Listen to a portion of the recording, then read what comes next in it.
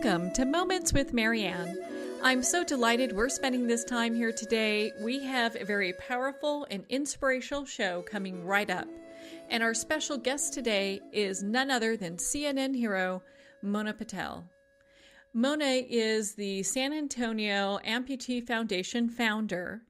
And in 2017, she was honored as one of the top CNN heroes for her work. So let's welcome to the show, Mona.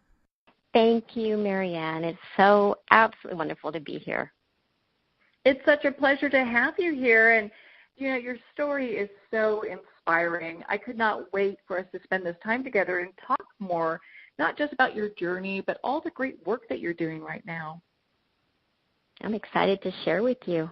Thank you. Well, you know, and so let's start, obviously, at the beginning. And because I know that you were hit by a drunk driver when you were 17, was that correct? That's correct. That is correct. So I'll take you back a little bit more, even before age 17. I am from India, born and raised here in the States. My parents migrated here about 50 years ago. So I was raised in the U.S. very marginally by very traditional parents in a Western culture. So as you can imagine, you know, that kind of had a lot of challenges for me. And growing up, I knew that I was always going to have an arranged marriage. And I was raised with my reputation protected, and I wasn't allowed to go to school dances. And, you know, my parents did allow me to join the Girl Scouts for like a minute, because once they found out that they were overnight campfire stuff, and, you know, so I had to quit the Girl Scouts. So, and I understood my culture. I respected my culture. So I never fought it. I was taught to make a full Indian meal by the time I was 13 years old. I was taught how to make a mean cup of chai and taught how to respectfully serve it to my elders. And what was always very important to me growing up was a college education. And I was always very fearful that my parents would have me, you know, find a good husband for me before I was able to start college and get me married off. And I was in a rush to start college, so I was able to graduate from high school at age 16. I started college at age 16, all with the hopes that if my parents got me married, if I was at least in college, my hope would be that my husband and my future in-laws would allow me to continue college.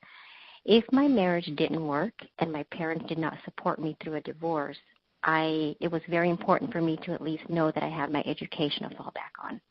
So that was my thought process from a very, very early age. So I started college at 16, and 2 terms into college is when I was struck by the drunk driver, and my whole life just went a completely different direction after that, of course. I heard in some of the videos, because, you know, there's quite a bit out there since you were one of our CNN heroes, which, I mean, so proud for you to have that recognition and that accolade. That Thank you. It talks about, and it just talks about, you know, it wasn't, I mean, being run over is bad enough, but it was just pretty bad how things ended up being. Yeah, I was struck twice. I was a pedestrian on my college campus, and there happened to be this man, a drunken man, drugged, he was high on different drugs as well, parked on a service road that connects the parking lot to campus. And we made full eye contact, and if I thought anything, I figured that maybe he was waiting for somebody to get out of class, and, you know, he was going to pick him up and go home. I was a perfect pedestrian. I walked around the right-hand side of his car, and there were 2 witnesses, Marianne, that happened to be watching me as I entered the scene. So they saw absolutely everything, and they thought that it was like a boyfriend-girlfriend situation, because to them it looked very intentional. He was idling his motor. He hit me once. I flew up, across, back on his car, and then he pinned me between a metal railing and his car. And that's pretty much what really just kind of he sandwiched my leg between there and crushed my lower leg. So it was, you know, pretty. And then throughout the trauma of the accident, my body reacted very, very adversely to the trauma. Lungs collapsed. I was in ICU for weeks, attached to every machine possible. They weren't so concerned about my leg at the time because they were just trying to sustain my life. And then once my life, was kind of under control, they started working on my leg. And initially, I had a 4-foot amputation. So they had amputated half of my foot initially when I was still in the hospital. Mm-hmm. And then I didn't walk for about 2 or 3 years. Fast forward 7 years, I had gone through about 20 surgeries by that point, and we were getting ready to schedule surgery number 21, and I was tired. I was tired of going back in and out of surgery, losing strength, losing mobility, starting rehab again, and I just knew there had to be something better. So that was my crossroads. Do I continue this quality of life, or do I search for a better quality of life by having a higher level amputation? Yeah, it must have been, kind of a difficult decision, but also a little bit of a relief, because anyone who's gone through a surgery just knows, especially major surgery like the ones you had, knows just how the toll it takes on the body, and there's so much that you go through. And then to do so, you've been through so many of them. I mean, it's just amazing that, that you had all that done. I think it says a lot about who it is that you are. Thank you. Thank you so much. I'm being blessed with, just very loving support system has always carried me, through my times of hardship and physical, emotional struggle. So very blessed to have a very, very strong foundation of love from my family and friends. Oh, I'm sure that made such a big difference. And then as you're starting your new life, did the pain kind of just go away, initially? Because, I mean, when you have that many surgeries, there's got to be a level of pain that one goes through. Did you start feeling better when you had the amputation? Was it a process as well? It was a process. The type of pain that, yes, caused me to have to go back in and out of surgery so many times over the course of the 7 years, that type of pain, of course, was taken care of with my decision to amputate my leg below the knee, thank goodness. And even today, I still have, I deal every day, every moment that's awake with chronic nerve-type pains, but you kind of just learn to live with it. The quality of my life drastically improved when I made the decision to electively amputate my lower leg. My endurance was very limited. My range of motion in my limb was very limited. And it was the best decision that I could have ever made to have a better quality of life. And it's funny because giving up a little bit of your body to get so much of your life back. And that's essentially the thought process that carried me through, was the hopes that, I'm going to give up a little bit of my body, but, I'm hopeful that I'm going to have, just rock an amazing lifestyle that I have been missing. And that was my story. Absolutely. I have no regrets about having my leg amputated. Well, and lots of lessons across, Yeah. I bet there was a ton of lessons that went with that. Yes. Yes. Wow. Well, and it's interesting because, when people hear your story, because it's just, it's just heart-wrenching just how you had to go through all these things. And I'm sure a lot of listeners are wondering, like, how did you find the inner strength to keep moving forward and then to eventually help others that are going through the same struggles? So finding the inner strength, honestly, when my accident first happened when I was, 16, 17, I wasn't an emotionally very strong person. I was, I don't know what the right word would be, but I wasn't very strong. I would cry at the drop of a hat. I was very emotional. And I was given, it's almost like someone just blasted me with strength and perspective as I was lying in the hospital bed in ICU. And my parents had a very, very difficult time adjusting and accepting that this was happening to their baby. and I had to be strong for my mom and dad. And, and that in turn just made me fight. Because if they were to see my sadness and my fears, they would not have been able to get through. And then seeing their strength and their positivity because they were feeding off of mine, it fed me. So it was kind of a cycle that, we just kind of fed each other with strength and support, and it worked for us. And how do I find the strength, to help other people? I truly feel very, very personally responsible for giving my strength and love and support to other people during their own times of darkness and uncertainty. Some of the lessons that I have learned from my own situation needs to be paid forward to others that are in the same position. And I truly believe that everything in life always happens for a reason, and I know my reason. And, my reason was to be able to create a platform and dedicate that platform to empowering other people through their own individual journeys through limb loss. And that was the whole thought process when I first started my support group for amputees in San Antonio. When you first started your support group, were there just a couple people, or did a lot of people show up? What did that look like? So when I was at that crossroads of whether or not to amputate my leg, I looked in our own community here for a support group because I wanted to talk to other amputees. What's your life like? I had 1,000 questions. I could not find one. So once I made my decision to go forward with the amputation, I vowed to myself that I would start a support group and fill that void. And for the first, 5 or 6 years, Marianne, there were maybe 7, 8 people consistently in the support group. And, we just have to stay persistent and always remember the reason why, you're holding the support group, because it gets discouraging when you can't find new members to join your support group. And now, 20 years later, 50, 60 amputees every single support group meeting. It is probably one of the strongest support networks, amputee support networks in the country, if not even in the world.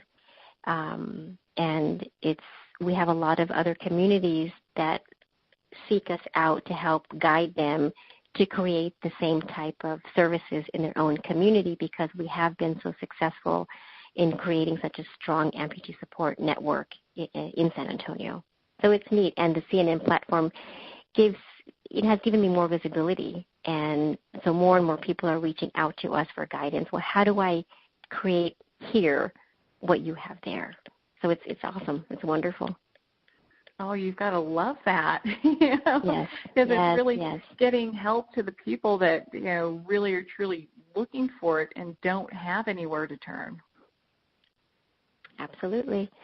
The San Antonio-Amputee-Foundation, we do a lot of things for our amputee community, and the biggest tenet is support, individual support. Mm-hmm. I'm all over the city providing individual support to amputees. It could be in the hospital, it could be at their wound care center, it can be in a nursing home, it could be in their home. I may meet them at a coffee shop to chat before surgery. And the support group, of course. The support group meets once monthly.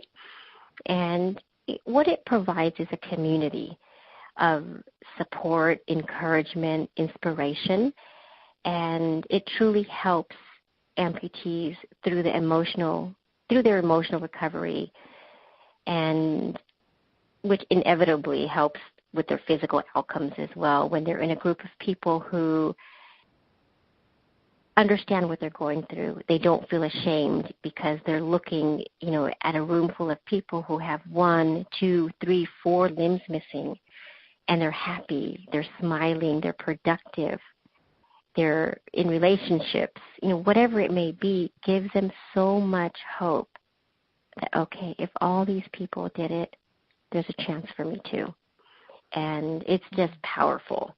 The power of peer support is just tremendous. It is absolutely just powerful stuff. Yeah. Beautiful, powerful stuff.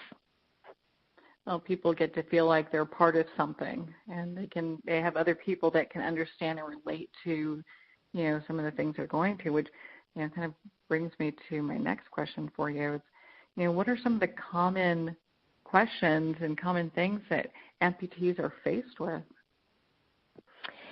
As you can imagine, there are thousands of questions that an amputee is, going to be asking. And I think a lot of it depends on many factors, how old they are, the circumstances surrounding their need for amputation, their previous coping mechanisms through other adversities that they faced in life, their support system, sometimes their education. So questions can surround pain. Is it always going to be this painful? When will the pain subside? And what am I going to walk like? Am I always going to walk with a limp? Am I always going to have to use a walker or a cane or crutches to walk? Will I ever work again and provide for my family? Will I ever be able to have children? How will I care for my children? Will I be able to drive? And one of the, amputation challenges are body image, our self-esteem. And so a big question many, many people have is, will anybody ever find me worthy of love? Will I still be attractive, to my husband, to my loved one? If they're single, will I always be single? When I was married for 15 years and now divorced, and when I was going through my divorce, some of my girlfriends had asked me, Mona, gosh, at our age, it's going to be so hard for you to find love now, because of your leg. And I said, no. I said, my leg will weed out the riffraff quickly. If they have an issue with my disability, then I don't have to waste time with them. So again, it's just perspective, right? How we look at our situations. They were thinking that I would be judged and I'd be alone for the rest of my life. And to me, this gives me an edge against having to waste time on people that I don't need to be wasting my time on. So those are some of the common questions that I usually get asked when I'm helping someone through their journey of newly being an amputee. And a big one also is stigma, and how do I handle people's stares? That's a common question that comes up in support group also is, what do you do when people stare at you? How do you react? And again, depending on where they're at in their process of emotional healing, that determines sometimes how they react to people staring. And I tell people that, people are good. And if they look at you, they're genuinely just wondering what happened. They're curious. Or, they're maybe thinking about their own lives and thinking, wow, look at this person who is still out in the community. They're still at the grocery store. They're still out. They're not in their home hiding. And inevitably, that individual may look at you and say, wow, you know what? This is what I needed to see because I'm struggling with something, and now I know that I can get through. If this person can get through, I can get through too, depending whatever it is that they may be struggling with.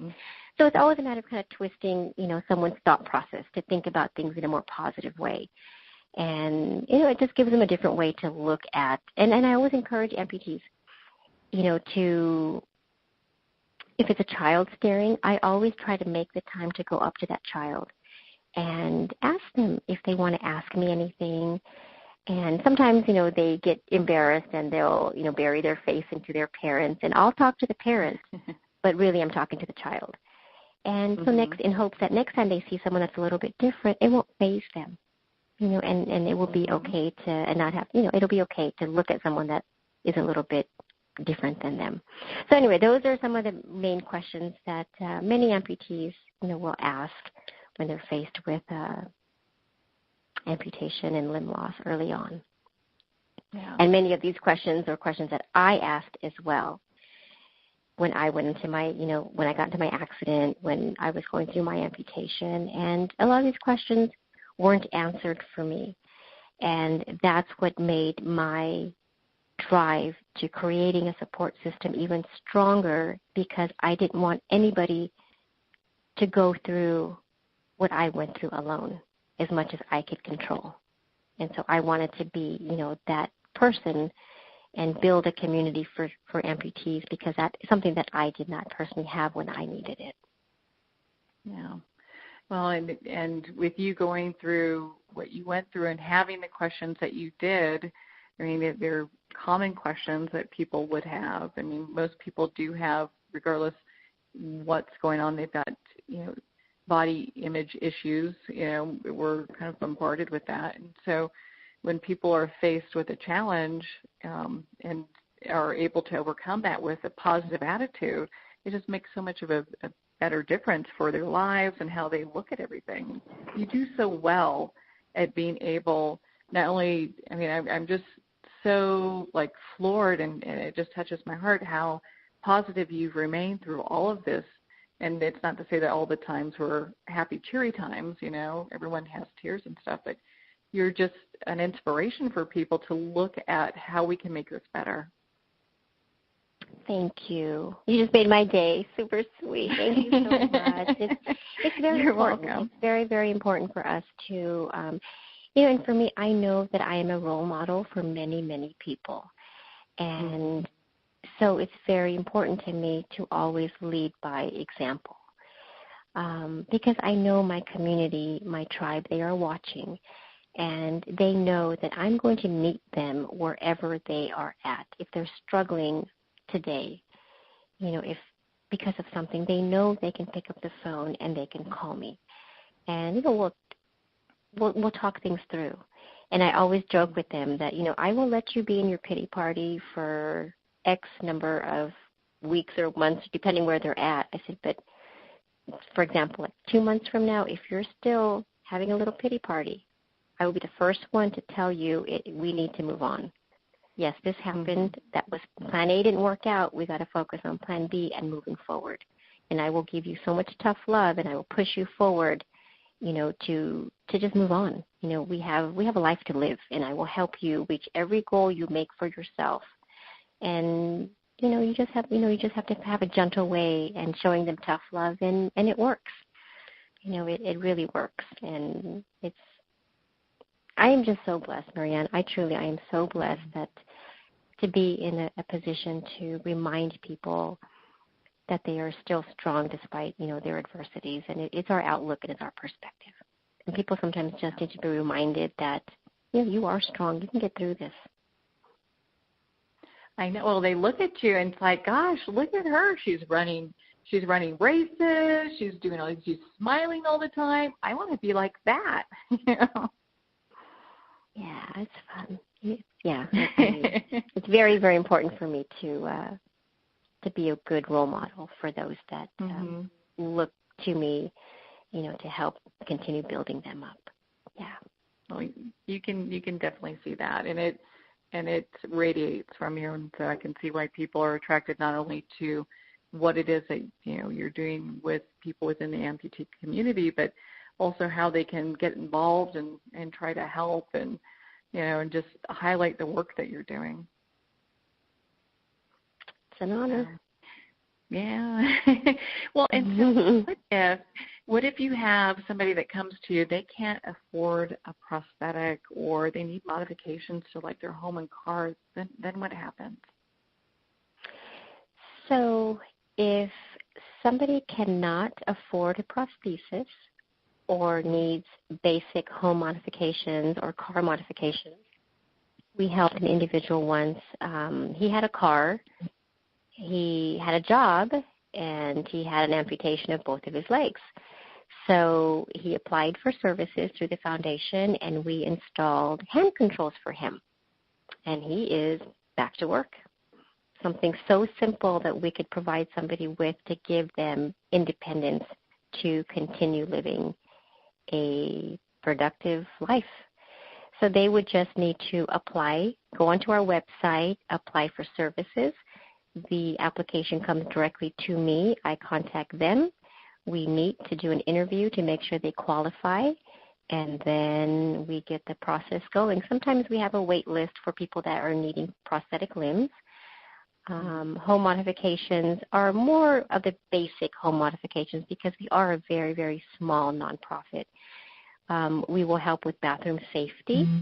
Every new amputee that we have here in San Antonio, I'm trying to make sure that every physical therapist knows to contact me if they need grab bars in their bathrooms. Majority of accidents in the home happen in the bathroom. So if we try to install 2 to 3 grab bars in the bathroom before they even get home. And then wheelchair ramps and door widening if we need. So basically they just need to go to the website and apply for services, and then it directly comes to me, and then I start the process to seeing if they qualify and then executing whatever services they need. And it goes from there and getting that all taken care of. That's just so inspiring. I'm so glad that we're talking about this today. And what if somebody wants to donate either services or money or items that you need? How can they do that? So they can donate directly on our website, money. If they have old prosthetic limbs that they want to donate, they just have to email me or call me, and we'll figure out a place for them to drop off the prosthetic limbs. And then what we do is have the parts of the prosthesis that we cannot reuse, those of course go in the trash. And the components that we can reuse, if they are still in very, very, very good condition, then we hold on to those. And those are the components we use when we have to help somebody with a prosthetic limb. So somebody that needs a prosthesis, I'll find out what size foot they have, what their weight capacity is, if it's right or left. And if I don't have that in our inventory, we have relationships with many, many prosthetic manufacturers and who are our partners. So then they will donate. Within a week, I will have a brand new prosthetic foot or a prosthetic knee in the mail for that individual. Because, that's their way of also doing community service by helping the San-Antonio-Amputee-Foundation help an amputee regain independence and mobility. So they can donate money on the website. If they want to donate through prosthetic components, they can call me, email me, and I would get them. They can email me volunteer. If they want to volunteer, they can always email me, and I'll, get all their contact info and let them know when we have another volunteer opportunity. Oh, that's so great. Well, and so, there's so many things. I understand that there are different events that take place, and you participate in some of these. I understand that 9 amputees climbed Kilimanjaro. Were you involved in that effort? Absolutely. I was the team leader. So that was a whole 1-year process of getting my guys ready for training and all that. Training and scaling Mount Kilimanjaro. Yes, I was very, very involved. I was the only female, and I was kind of like their drill sergeant for a whole year, and they listened. It was very, very important. You have this 5'2", 100-pound woman, just kind of telling these guys what they needed to do, because it was important to me that they were physically ready to handle such a big challenge. 19,341 feet of climbing. So there was a lot of work that was entailed in getting my guys ready physically, emotionally, mentally, and even financially. It was an amazing, amazing experience. It was wonderful. It was so fun. Oh my goodness. And it's got to doing that must have such a bigger message for people who are amputees. It's like you can do whatever it is that you put your mind to. Absolutely. And my reasoning for wanting to put this group of amputees together was to be able to come back and remind the world that we may have literally climbed a mountain, but we are here to help you climb any mountain in your own life. And it was powerful. And our Mount Kilimanjaro expedition, the Cloud Walkers, was a name that was recognized around the world. And truly, I know that we inspired and touched the hearts of thousands and thousands of people, and it was worth every bit of effort that we put into getting ready and actually climbing that mountain. It was we are bonded for life. All my brothers, we had a 4-man medical crew that I took also. Again, I wanted to make sure that everyone's medical needs were taken care of. We had a physician, a medic, a physical therapist, and a prosthetist in case any of us needed adjustments to our prosthesis.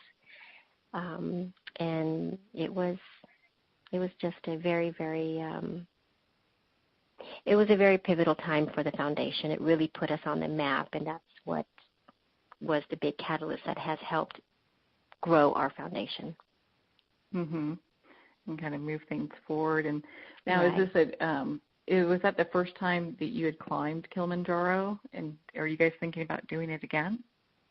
That was the first time that I had climbed Mount Kilimanjaro. I like to always try things first before I take my members, but of course, that's Africa, kind of far and it's expensive.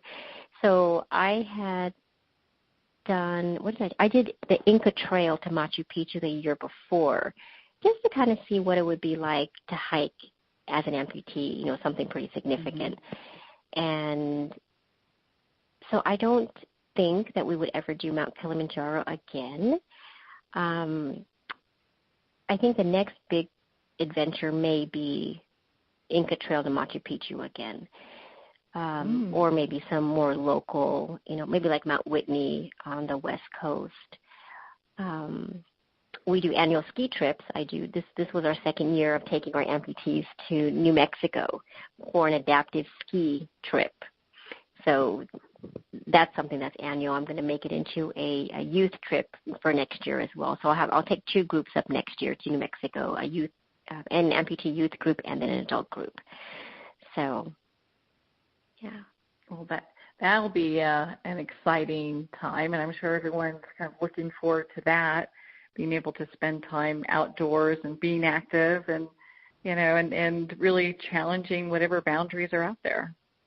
Oh, absolutely. And I think some of the more fun times, even other than being outdoors and and testing our limits and stepping outside of our comfort zones when we're on the mountain to learn how to ski. In the evening, everybody gets together. We stay at this beautiful resort that gives us really great group rates, and we sit there around the bar. There's a beautiful fireplace, and we sit as a family and we chat for hours and hours and hours and laugh and have fun and share stories, and it is just a beautiful time of bonding. We carpool up, we caravan and carpool up, and so we are together for 4 days straight, and it's just a beautiful time of bonding with each other as well. So everyone always puts their applications in quickly and prays that they get to go on the next ski trip. Well, and you stay very active yourself. In fact, I think I saw somewhere where you were doing, I think it was like a marathon, or you're running, it was a longer race than I ran in a while. That way. Yeah, back in 2009, I ran a half marathon, and after that point, I developed, or I got a diagnosis of osteoporosis, so I stopped long distance running, and now it's shorter, 5Ks is the most that I will do. Last year, I put a team together for a team triathlon through another nonprofit organization called Challenge Athlete Foundation, CAF. They're based in La Jolla, California. So we had, it was a 1-mile ocean swim, 10-mile run, and a 44-mile bike ride. So I'm not a swimmer, and I'm not, actually, my swimmer is missing both of her legs above the knee. Her name is Yvonne. And Ian is missing both of his legs below the knee, and he has no fingers. So neither one of them can get on a bike. So by default, my happy butt had to learn how to ride a bike last year. I didn't know how to ride a bike until last year. So I learned how to ride a bike, I think, like in February, and I trained and did the 44-mile bike ride in October. So it was fun. I'm not the best on a bike, but I made it through. Yeah, Yeah, I haven't been on a bike too much myself, but I know how to stay on. So, try to avoid and then you have the falls. challenges of clipping in, clipping out, on top of, your fear of falling and learning how to clip out with my prosthetic foot. That was just in itself probably harder than learning how to ride a bike. Wow. So, a couple of falls here and there, and I just have to, again, be careful that I don't injure myself and break a bone or something with my osteoporosis.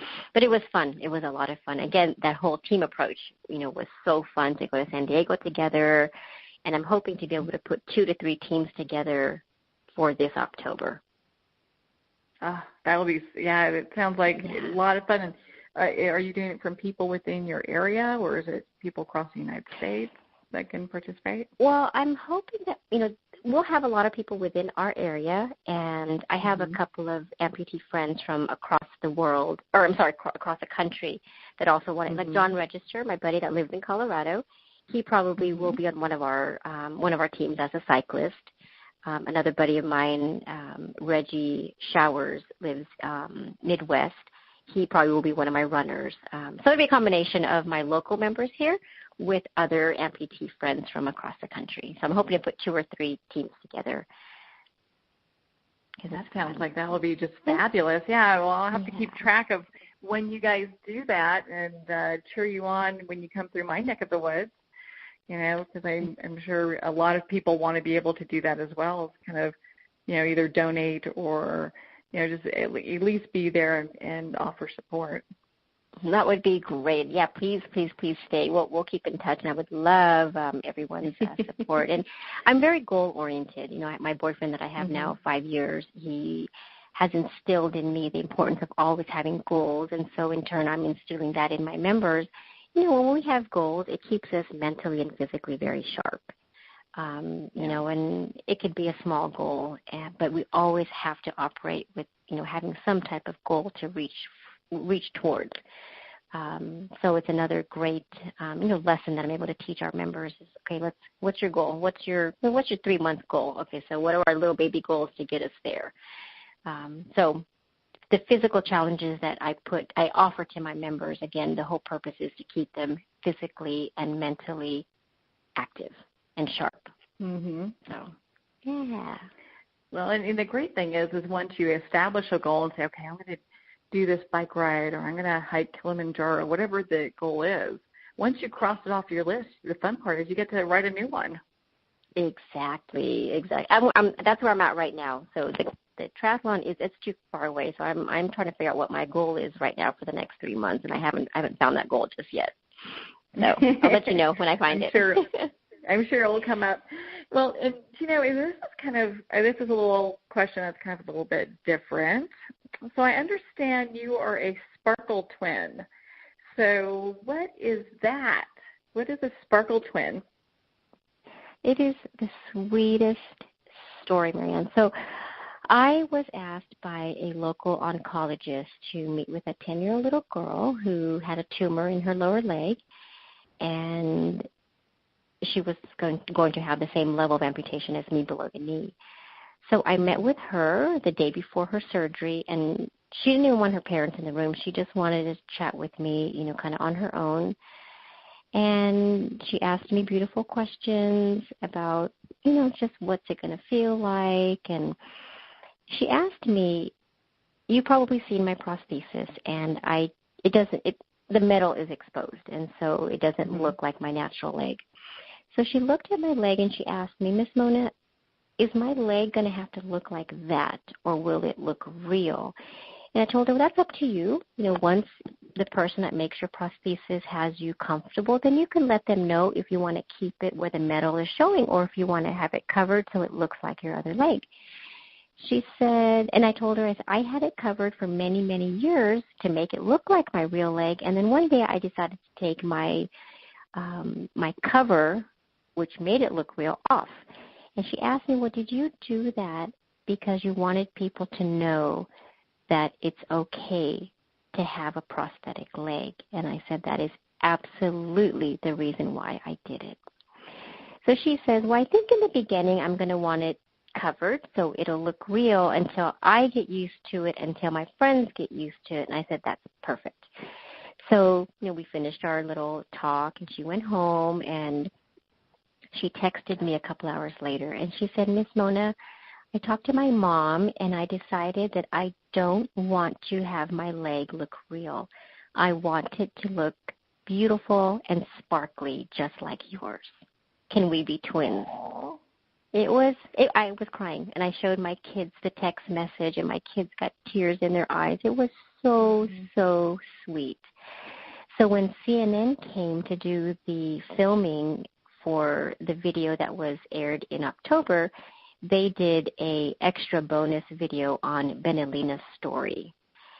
And they labeled the video Sparkle Twins. So she has the same exact design on her prosthesis as I do, and it's a sparkly design on our sockets.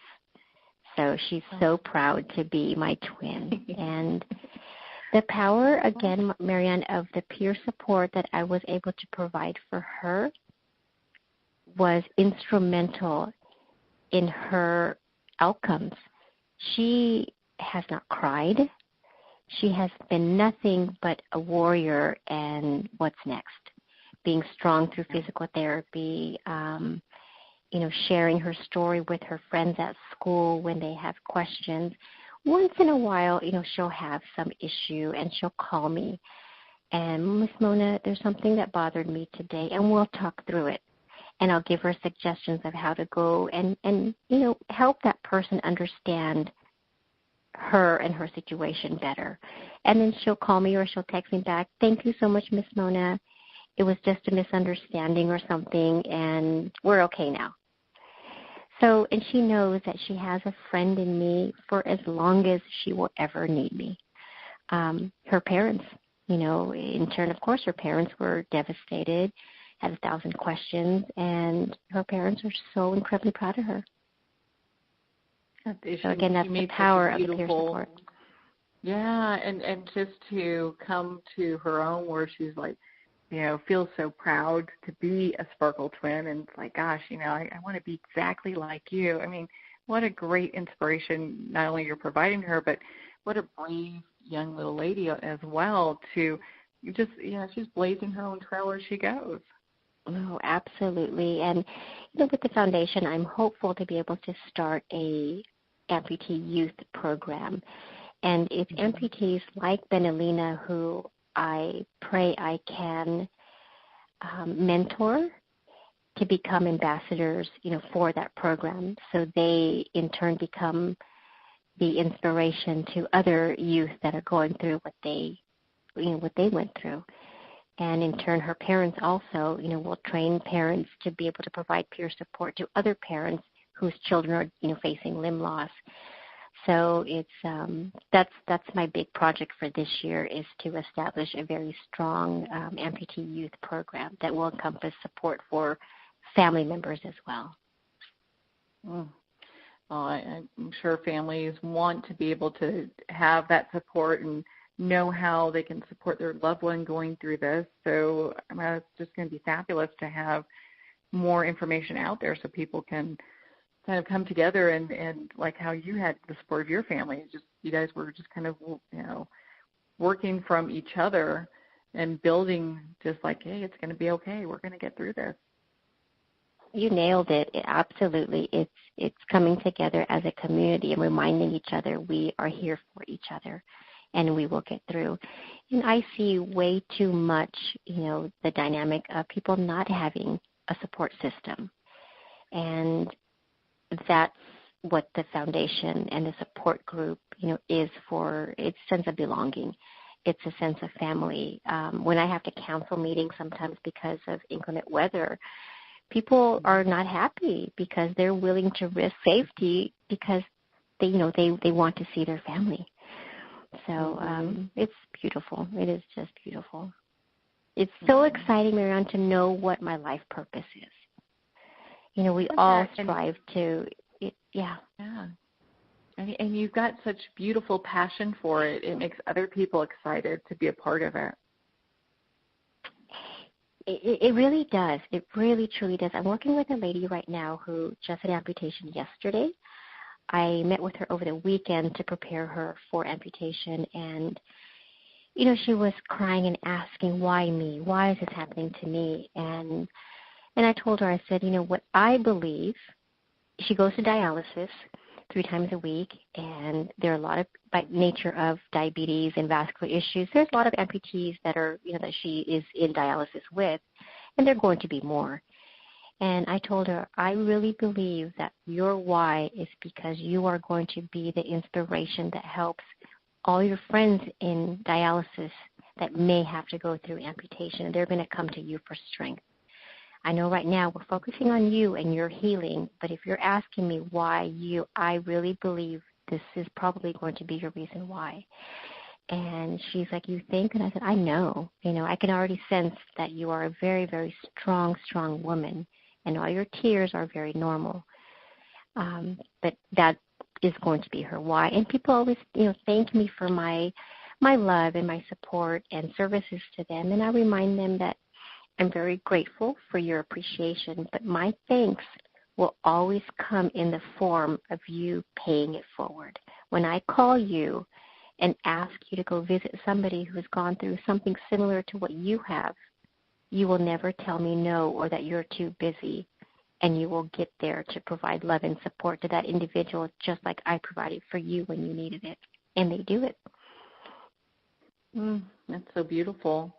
You can see why people are just gravitating towards the work that you're doing. And that kind of brings me to like the whole CNN hero thing. How was it? How did it feel to be like a CNN hero? Initially, when they first called me, I get, as you can imagine, I get tons and tons of phone calls. Mm-hmm. And I never lay down for a nap, and I fell asleep around 6 o'clock because I was exhausted, and I woke up to a phone call, and I'm always an open book. And so some random woman's calling me and asking me 1,000 questions, and then finally, 15 minutes into the conversation, I'm like, okay, hold on, who are you? I don't even know who I'm talking to. So she's like, okay, I need to be transparent, and so she identified that she was with a program through CNN called CNN Heroes, and somebody had nominated me for a 2017 CNN Hero. And I didn't know much about what a CNN Hero was other than maybe the obvious. Mm-hmm. And it took me aback. I was very humbled by the nomination. At that time, I didn't even know who nominated me. But I shared with her that I needed to think about it because I don't do this work for recognition. And it almost feels wrong for me personally to get recognition for what is just the right thing to do for other people. And, I talked to my boyfriend, who is my rock. And, and this will give another platform for you to be able to share your story and inspire so many other people. So I accepted the nomination, and then they started the vetting process, and I think back in August, I think, is when they told me that, I was awarded a CNN Hero recognition. It was truly, it was exciting. It was humbling. It was extremely humbling. It truly was, to be recognized for the work, that I've been doing. And it was a reminder that, okay, I am doing something good for the world. And this is going to be my opportunity and remind me that my work isn't done yet. Mm-hmm. It was just a very exciting time. It was a time for reflection for me, to reflect back on my whole journey and think about how far I have come, and just validated the fact that this happened for a reason, and I know my life purpose. Yeah. Well, it's really easy to see that, and and I'm so glad that they nominated you, and that moved forward, and you were in the the the top 10 and what have you. And because it's such an experience to be around other people as well that are, doing their life purpose and have such drive and such passion. It just must have felt pretty just kind of awe-inspiring to be there. It was. To be surrounded by these selfless heroes that are doing remarkable things in their own pockets of the world. It was so inspiring, and it just filled all of us. We fed off of each other's energy, and we're another family. We are all so bonded, and we have a private Facebook page that we, keep in touch with each other and share with each other things that are happening. Hey, look out for, this. I just got this weird email or phone call from someone. I think it's a hoax if they start calling you guys too. So we're looking out for each other. But it truly was. It was a remarkable time to be surrounded by the other top 10 heroes who had no ego. They just were doing the work that they knew needed to be done to help humanity. It was fun, and it was such a once in a lifetime experience. The tribute show in itself was a once in a lifetime experience. The whole red carpet, experiencing that with 70, 80 photographers, just snapping. There's like lights flashing everywhere. Having hair and makeup done and being in the green room, and it was fun. It was so fun. It was the CNN heroes. They took such good care of us. They treated us so special. Well, and the cool thing is, because I know being a role model is so important to you, and just what that says to people who, have amputation, who have a disability, just, they're looking at going, gosh, I can overcome anything. And look at all this stuff that Mona did. I can do that. Absolutely. That's what drives me every day. That's what drives me, is just reminding people that, okay, there ain't nothing special about me. Like I said, I'm a little 5'2", 100-pound woman. If this little body can do it, there is no reason why you will be able to rock it as well. So, that's what drives me every day. And of course, I've got two daughters. I'm a single mom, and living by example for my two children, very, very important to me. My kids are growing up knowing that they can do anything they put their mind to. Oh, my God. You're such a perfect living example of that for all of us. You really are. Thank you. Oh, thank you, Mona. And so where can our listeners connect with you? What's the website for the San Antonio-Amputee-Foundation? So the website is san-antonio-amputee-foundation.org, or you can just Google San Antonio-Amputee-Foundation. The cell phone that's on there comes directly to me. My email is on there that comes directly to me. So if there is any need that anybody has for my support, my guidance, I'm a clinical social worker, so I am able to guide people through the process of anything. And even if it's not San Antonio, anywhere across the world even, I can help guide them to services in their area with whatever they're struggling with. So if you go onto the website, look up San Antonio-Amputee Foundation and shoot me an email and let me know what it is that you're needing, and I will help you in the best way that I can.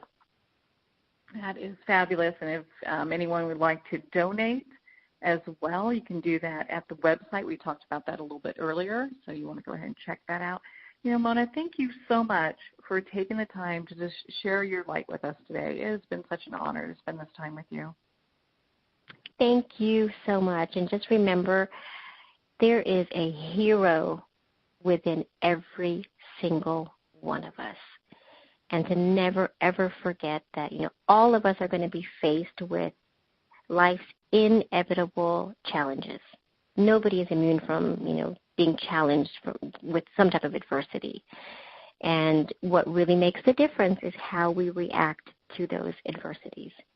And with strength and love and support and belief in ourselves, we can grow through any of those adversities, and in turn learn from our situations and then pay it forward. What a beautiful note to end on. Oh my goodness. Well, thank you, Mona. And we so appreciate having you here today and just spending this time. And I'm sure we will be connecting in the future to talk more about all the great work that you're doing. Thank you so much for giving me this opportunity, Marianne. I am truly, truly honored to be able to share a few words of my life and how I can help anyone that needs my love and my support. Thank you so much, Mona. It's been such an honor to spend this time with you, not only to talk about the San-Antonio-Amputee-Foundation, but the inspiration that you are providing millions. If you'd like to learn more about the work that Mona's doing and more about the San-Antonio-Amputee-Foundation and how you can donate, please visit saamputeefoundation.org. Well, we're at the end of our time today. I would like to thank everyone for tuning in. You've been listening to Moments with Marianne. And remember, make every moment count.